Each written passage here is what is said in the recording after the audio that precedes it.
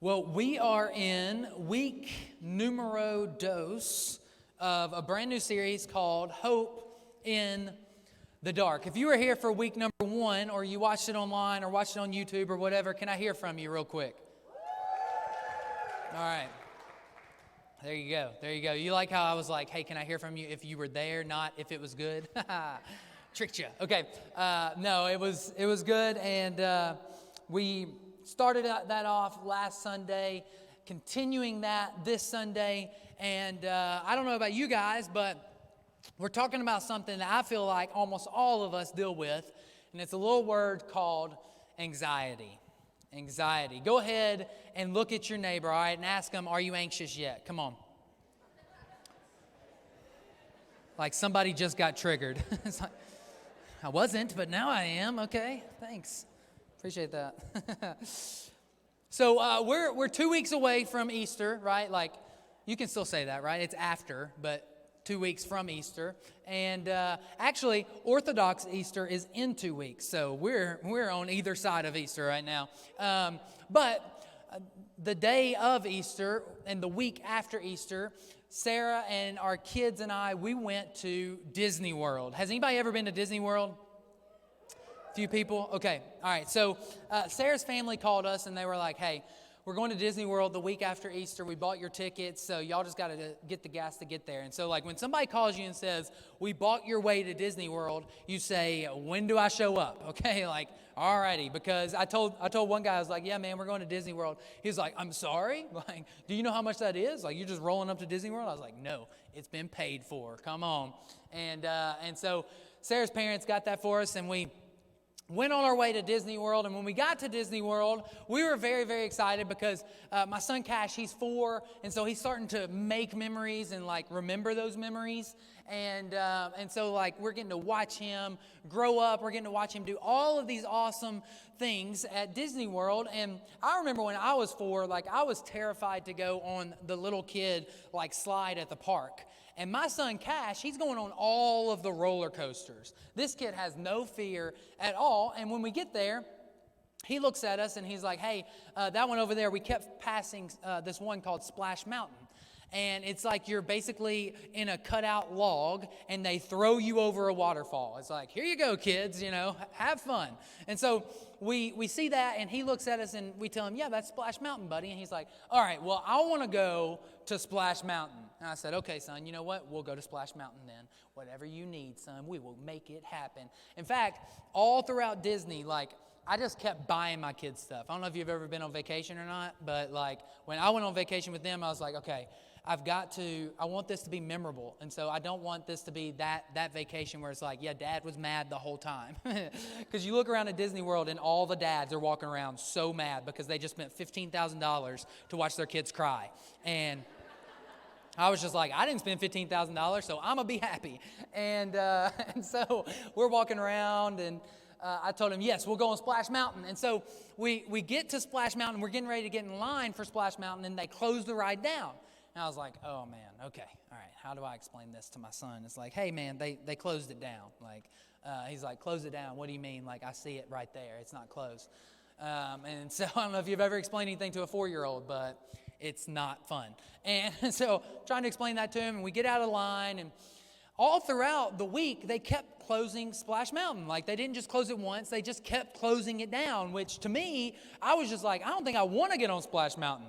If they keep closing this sucker down, like, I don't want to go over the waterfall in the log. Like, I'm just going to keep on going, And that was not easy to explain to my son.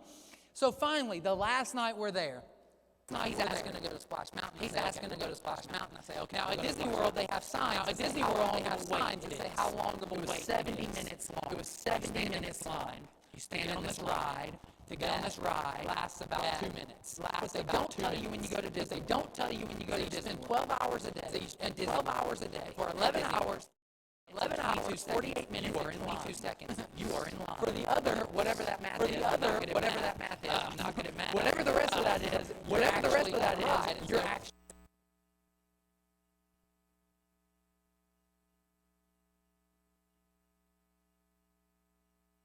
are in that line until finally we are up next, and we've been in that line for, I kid you not, 135 minutes. 135 minutes. I love my kids because otherwise I would have been gone. Like, I was trying to get to sleep, you know. This is at nighttime. It's about 8 p.m. And 135 minutes in, we're up next, and Cash looks at me. And Cash looks at me and he says, "Hey, Daddy, I need to go pee." And I was like, "You have got to be kidding me." So I had two options. I could either get out of line and we lose our spot completely and take him to the bathroom, because like we'd been all throughout this. We finally got to where we were next, 135 minutes. Or I could just let him pee in his pants.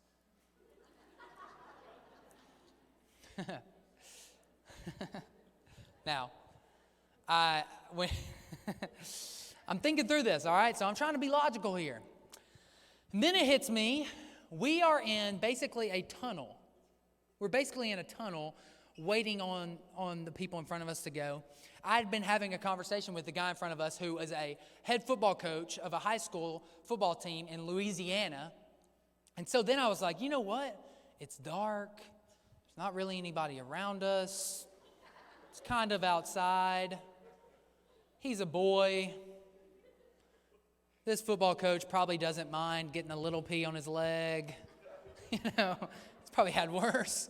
And so, me and Walt, I mean, we don't talk right now, but so I looked around, and Sarah's mom was with us, and her sister, who's 11, they're looking at me, and I was like, "Y'all ready for this?" And they looked at me and they're like, "You're completely kidding, right?" And I was like, "No, I'm not kidding at all. Like, I'm about to help him, you know, do guy stuff right here in this line." And so I tell the football coach, I'm like, "Hey, just want to let you know, like, you might want to scoot over a little bit." So I hit him a little bit, and we pulled down his pants, and he starts to pee. Yeah, come on. Boy dad, okay? Boy dad. Now, if we ever have a girl, I don't know what I do, you know. I guess Sarah goes with the girl on the ride. I don't know what to do on that. But he let it all out. And, like, I don't know if you know about kids, especially 4-year-olds. I asked him, I was like, "Can you hold it? Like, we're next in line. Just hold it, buddy." But kids, they wait as long as they can to tell you they've already held it. Kids, when they tell you they got to go to the bathroom, like, it is within the next 15 seconds. You better think of something right now, or it's going everywhere, all right? Like, just so you know, if you don't have kids yet, when they're 4, they don't wait, all right? They don't wait like normal adults. Sarah's mom and her sister, they're probably watching online right now, so hello. But they just almost had a panic attack. Like, They just looked like they had met a ghost. They could not believe what we were doing. I was just like, "We're from Tennessee. Here we go." And they're from Maryland, so, you know, they put their pinky out and stuff. Like, "We don't do that there." Like, well, here we go. And so they were freaking out. They were already scared because the ride kept getting shut down. We finally get on the ride, okay? Cash has done his business. We finally get on the ride. We go up the highest incline on Splash Mountain right before you go back over the waterfall.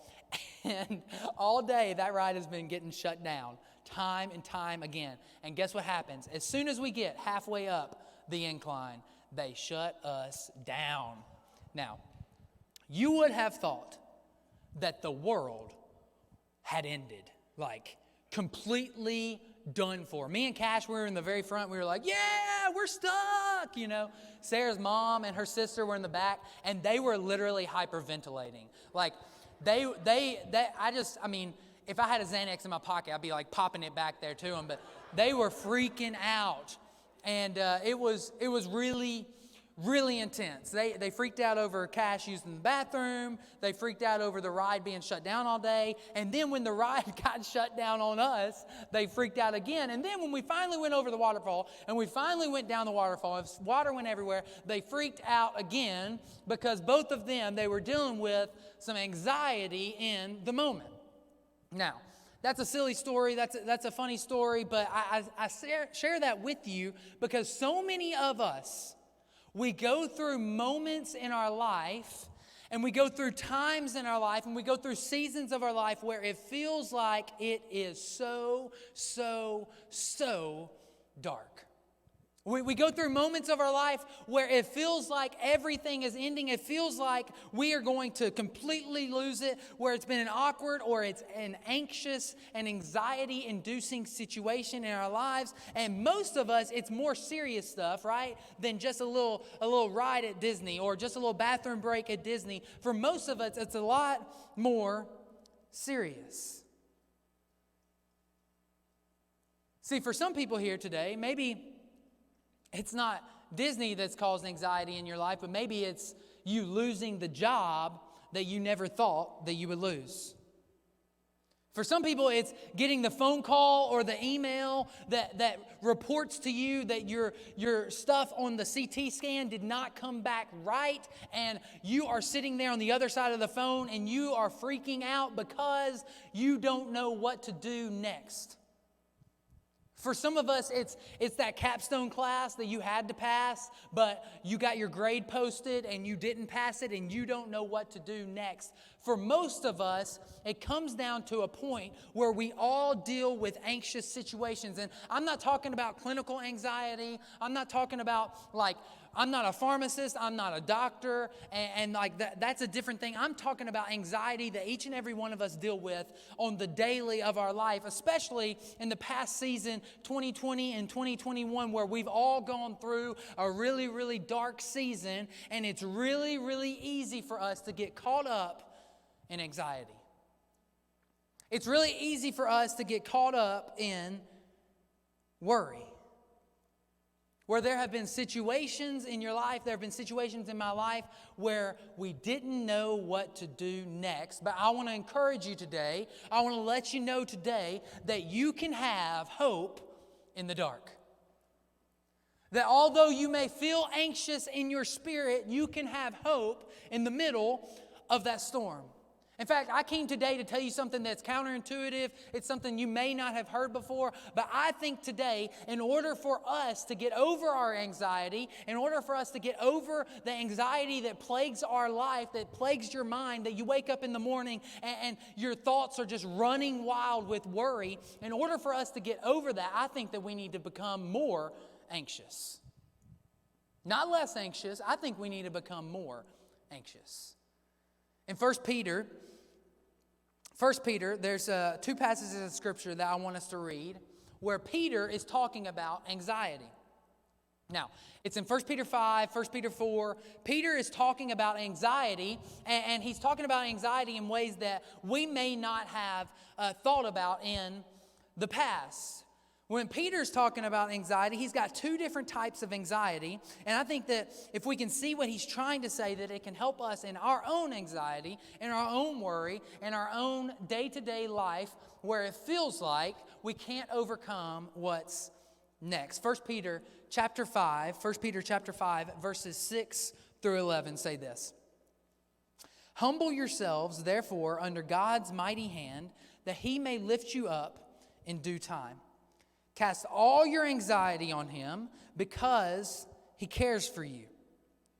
Verse number 8, be alert and of sober mind. Your enemy, the devil, prowls around like a roaring lion looking for someone to devour.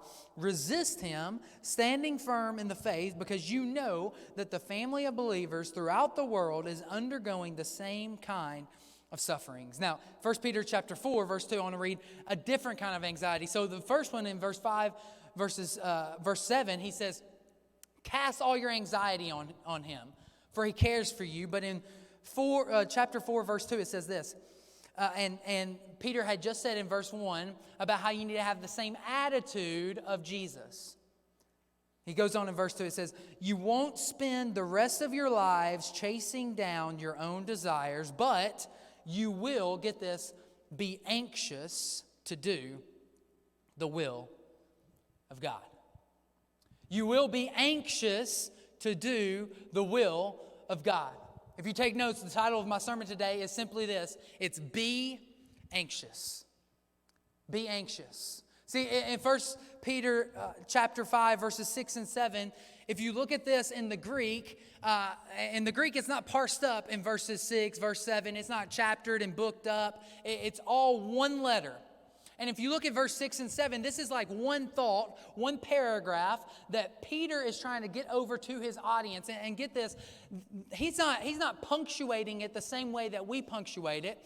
In fact, Peter is giving it as this one long run-on sentence that when your Bible or my Bible, when they go and they interpret it and they go and they translate it, instead of putting it in a run-on sentence, they change it into these two sentences that make verse 6 and verse 7. But verses 6 and 7 are one idea, and the one idea that it's coming across is that the worry that you have in your life, the worry that I have in my life, is worrying about what I wish instead of what God wishes. See, in fact, it's not even saying, and when we read it, it reads like, hey, humble yourselves, command 1. Verse 7, hey, cast your anxieties, command 2. But instead, when you read it in the Greek, it's more of the idea of, hey, humble yourselves. That's the command. And the byproduct is that all of your anxieties will be cast on Him. I think sometimes we get it mixed up where we're trying to just throw it on God, God take it, God take it, God take it, but we never humble ourselves. We try to cast it, and like whatever that means, like we get our rod and reel and we cast it out, or we throw it off, or we tear it off and we try to lay it at the altar, but then we leave the altar where we've casted our cares onto Him, and instead of going back into our life, we don't humble ourselves and we pick up our anxiety along with our pride. See, chapter 4, the idea of anxiety is not what I wish, but get this, chapter 4's anxiety is what God wishes. See, one is about what I wish, and the other is about what God wishes. So here's my question. What if my anxiety, what if your anxiety wasn't just random? What if it wasn't just normal, like, hey, everybody's anxious, it's 2021, it's just kind of what we do? What if your anxiety was nothing more, get this, than placing your concentration, placing your confidence, not in what God wishes, but in what you wish? What if we are trying to carry the weight of the world on our shoulders when we were never designed to carry that weight, that it was God's to carry in the first place? See, we cast our cares on Him after we humble ourselves before Him. You know what humbling yourself before God is? Humbling yourself before God is basically telling God, God, I cannot do this on my own. I can't carry it on my own. I can't be there on my own. I can't do this without You. God, I need You to come in. I need You to intervene. God, I need You. See, what I think that we need to get today is that we need to be, get this, when I say be anxious, get this, it's time for us to learn how to be anxious about His things, God's things. I think the more anxious we are about God's things, the less anxious we will be about our things. If I can learn to be anxious in doing the will of the Lord, if I can learn to be anxious in following Him wholeheartedly, if I can learn to be anxious in giving my life to Him and humbling myself before Him, then I don't need to worry about my things, because if God clothes the lily in the field, if God feeds the sparrow, how much more does He care about me and about you? If I will humble myself and stop making it all about myself and instead start to follow Him, I believe that a lot of our anxiety that comes on ourselves because of ourselves will start to dissipate. Be anxious about His things, and you won't have to be anxious about your things. Two quick things, real quick, that I see from this idea to be anxious in doing His will. 1 Peter 4:2, be anxious in doing His will. Number one, quickly, is stop putting God first and start putting God in the center. So many of us, we think we're doing the right thing by putting God first. Now, a little bit of this is semantics, so stick with me, okay? A lot of us, we say, hey, I'm going to put God first in my life. I'm going to put God first in my life. But I think that many times we need to take a step back, and instead of putting God first, as if there is a category for God, instead of putting God first, it's time that we start to put God at the center. So instead of saying, hey, I'm going to, sometimes we compartmentalize our spirituality. We compartmentalize our relationship with Jesus. And so we have our relationship with Jesus over here on Sundays. I'm going to prioritize that. I'm going to put God first, or I'm going to read my Bible first, or whatever that looks like. I'm going to compartmentalize that. And then I'm going to go over here, and then this is my family. And then I'm going to go over here, and this is my job. And then I'm going to go over here, and these are my friends. And instead of putting God first, maybe we need to put God at the center.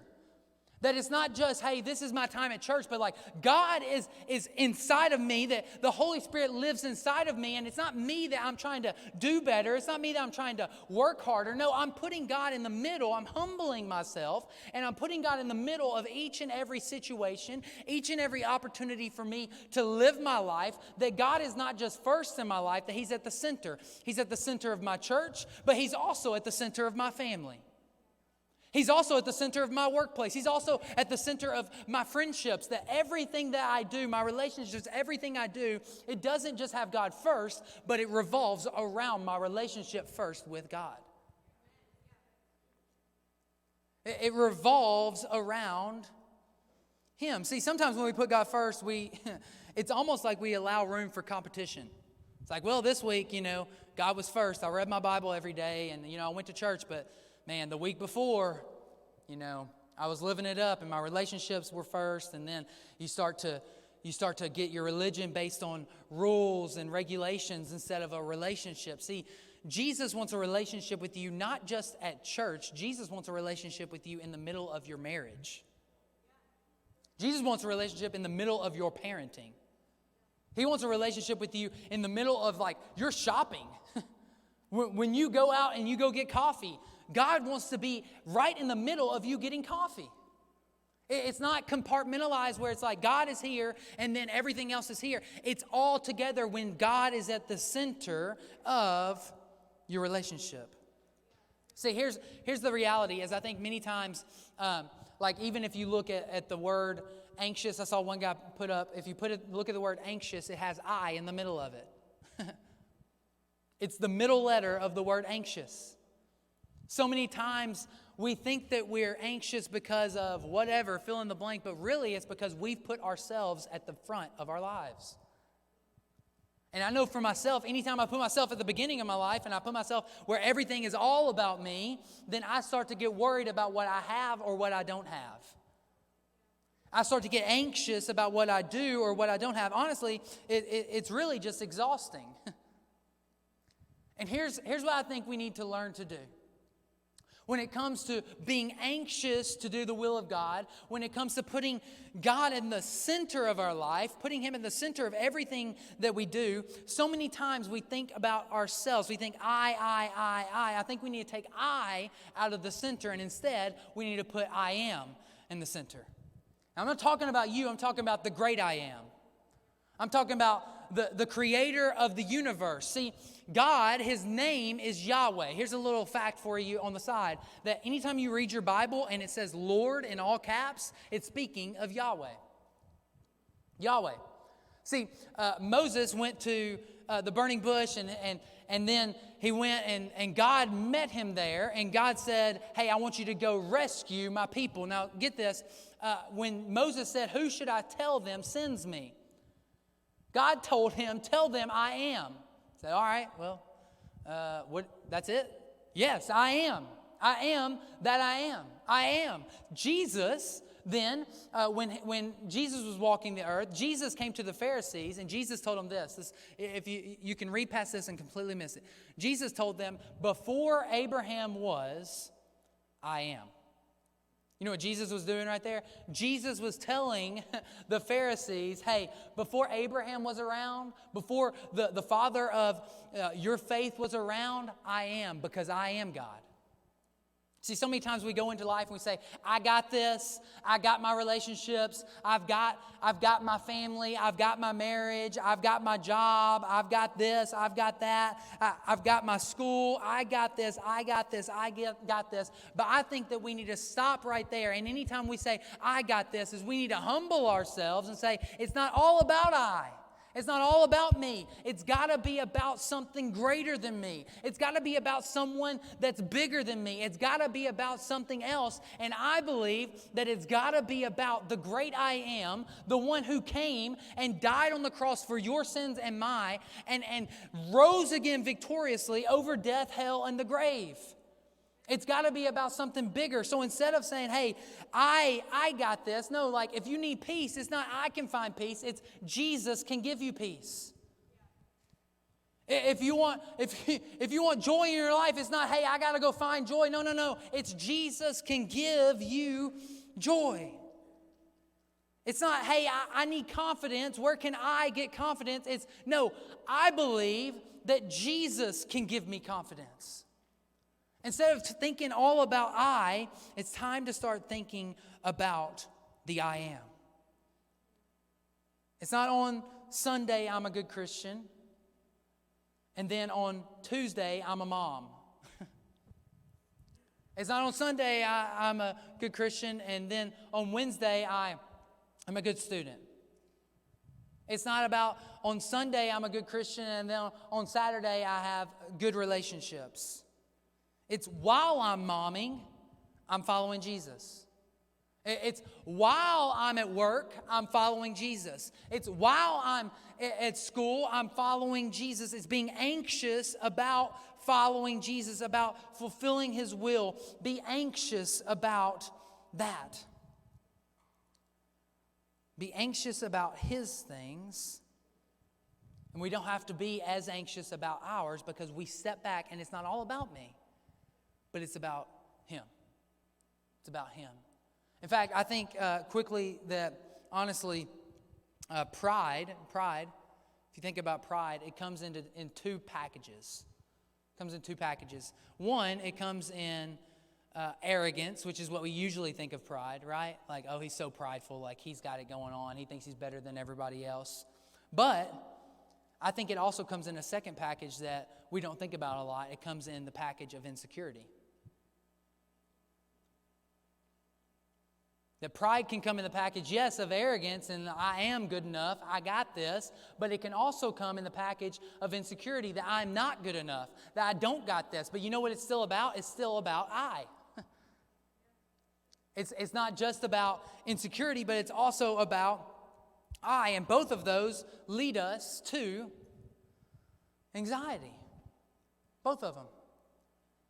See, I think in this passage, we read in this passage in 1 Peter chapter 5 that your enemy, Satan, is prowling around like a lion, that he's trying to find someone to devour. Can I let you know that I think that scripture is written that specific way, that he's prowling around and roaring like a lion, because Peter's trying to get you to see and get me to see that he's not a lion, but he may look like a lion.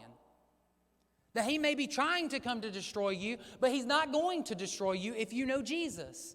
But you know what he can do? He can get you to destroy you.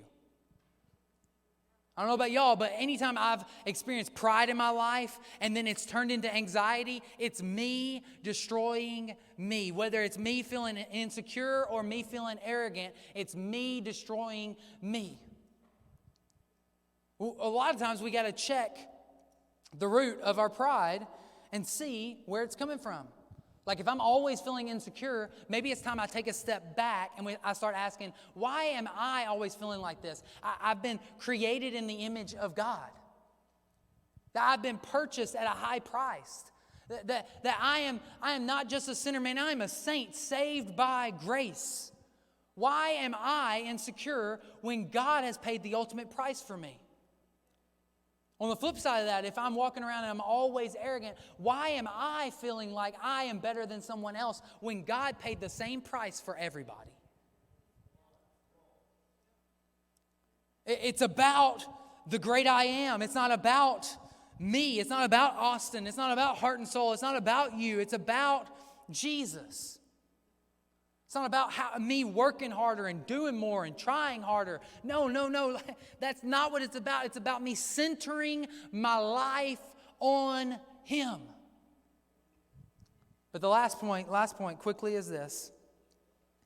When it comes to being anxious about His things, first, in order to be anxious about His things, you got to put Him at the center. But second, get this, you got to hold it, but don't control it. Hold it, don't control it. There's things in your life and in my life that God has placed in your hands. But He's placed in your hands for you to hold. And get this, here's another big $5 word, okay? And to steward.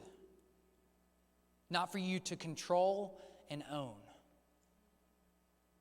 He places things and gifts and talents and abilities and talents and treasure and time and all those things. He places it in our hands for us to hold for the time being, not for us to control forever.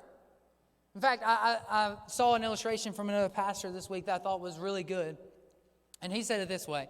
He said, every Sunday, myself, Austin, I get up on the stage and I am given this mic by our audio video team, our production team. Can we give it up for them? They're awesome.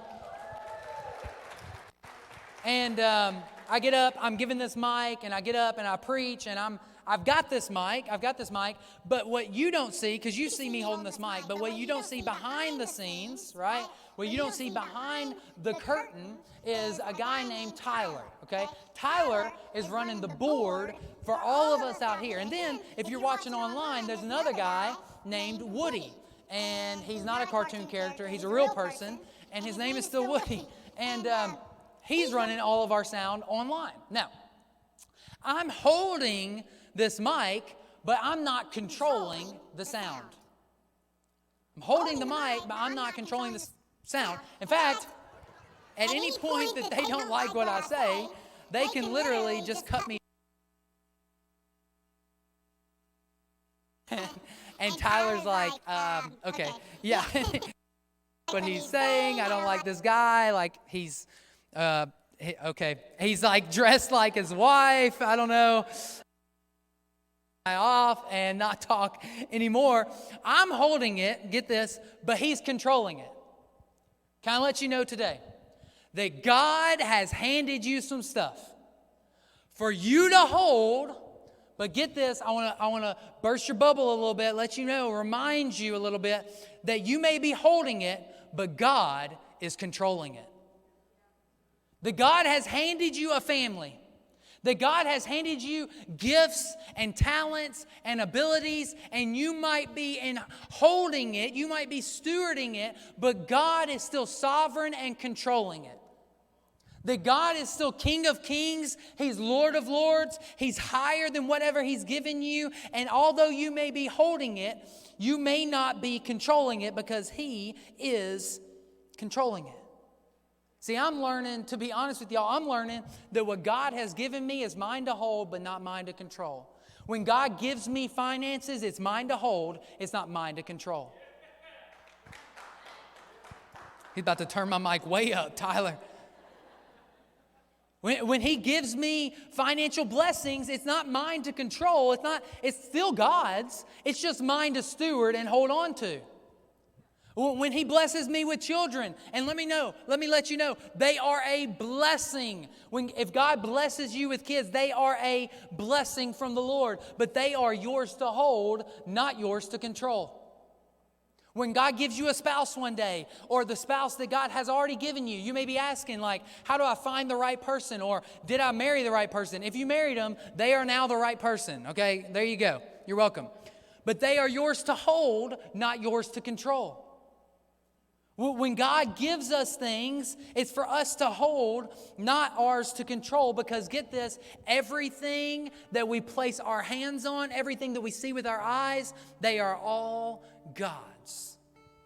That He owns the cattle on 1,000 hills, that He owns it all. And so many of us, we get anxious, we start spinning around, we get anxious because we're not just holding what God has given us, get this, but we're trying to control it.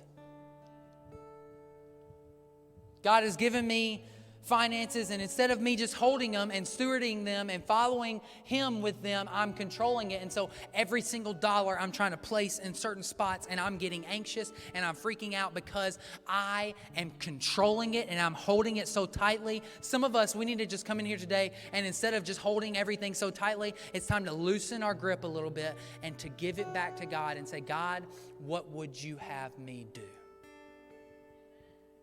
What would you have me do? See, you can't cast your anxiety, you can't cast your cares without first humbling yourself.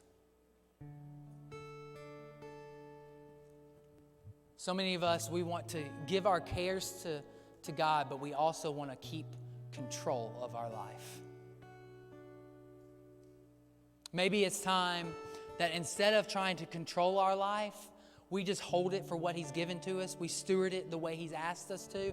And instead of trying to control every situation in my life, I'm going to sit back. I'm going to hold it. I'm going to do well with it. I'm going to practice excellence. I'm going to pursue excellence. I'm going to do the very best with all that I have. But I'm not going to control my life anymore. I'm just going to hold it, and I'm going to give it back to God. I'm going to be anxious to do the will of my Father. I'm going to be anxious to follow Him. I'm not going to be anxious about things that I can't take care of. I'm not going to be anxious about things that are out of my control, because get this, I don't control it. I just hold it for the time being. And so instead of me sitting back and trying to control and grasp and cast cares all at the same time, I'm going to step back and I'm going to say, God, I humble myself before you, and I believe you've got better plans. I believe you're a better owner. I believe you're better at controlling situations than I am. And so I'm just going to take what you give me, and I'm going to do the very best with what I can and give all the rest to you. To say, God,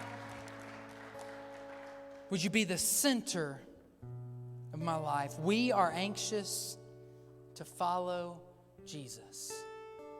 We are anxious to follow Jesus. You know what that looks like is Jesus said, if you love me, you will obey my commands. Sometimes we read that like in a harsh way, depending on sometimes the way you were raised. It's like, man, if you love me, you do what I said. But I think instead, the heart of God, the heart of Jesus is to say, hey, do you love me? If you love me, out of that love, you will obey my commands. The problem with some of us is not that we're overcome with anxiety. It's not that we're trying to control everything. The primary problem with so many of us is that first and foremost, we've never experienced or we've left the experience of God's love. If you don't do anything else the rest of your life, if you've peaked, if this is all your life is, can I let you know that God still is madly in love with you? That He proved it on the cross. And what He desires more than anything else is love from you. He loves you. He loves you. He loves you. He loves me in my best times, in my worst times. He loves you while you're still a sinner. He died on the cross for you. He loves you while you're still messed up. He's not waiting on you to get fixed up. He loves you right where you are, right as you are, and He wants to use you. He has a big purpose for your life, but some of us, it comes down to getting back to the very beginning and the love of Jesus.